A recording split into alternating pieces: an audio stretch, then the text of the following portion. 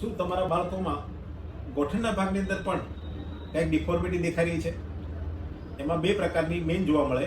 એક નોકની, એટલે બંને ગોઠણથી સામસામા ભટકાતા હોય, એટલે કે એંગ્યુલેશન છે નીનું એ ઇનવર્ડ ટાઈપમાં હોય, એટલે ઇનસાઇડમાં તરફ હોય, એટલે બહારનો ભાગથી વધારે પહોળો થાય, એટલે બંને ની ટચ થાય કે ન થાય એક સામસામા, પણ એ પંજા છે, પગના પંજા એકદમ સ્પ્રેડ થઈ જાય.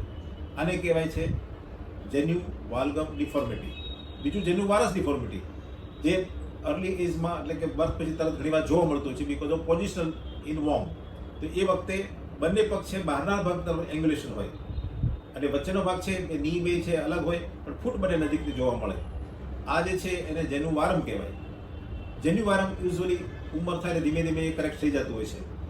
જેન્યુ વાલ્ગમ છે એ પણ મોટાભાગે ઘણીવાર કરેક્ટ થઈ જાય, પણ જો ન થાય આ બંને કેસમાં, તો પછી આપણે અમુક વસ્તુઓનું કાં પ્રોસિજરલ પાર્ટ કરવી પડે, અથવા સર્જિકલ પાર્ટ કરવી પડે, અથવા સપોર્ટ સિસ્ટમ ડેવલપ કરવી જોઈએ.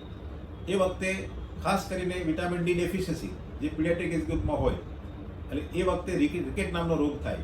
એ રિકેટ છે એમાં સ્પેશિયલી આ બંને ડિફોર્મિટી વધારે જોવા મળે. તો એ વખતે પ્રોપર વિટામિન ડી આપીએ, સૂર્યપ્રકાશમાં એક્સપોઝ કરીએ, પ્રોટીન મટીરિયલ્સ રેગ્યુલર ખવડાવીએ, તો એ કરેક્શન ઘણીવાર થઈ જતું હોય છે. પણ ન થાય તો પછી એ સર્જિકલ કરેક્શન કરવું જોઈએ.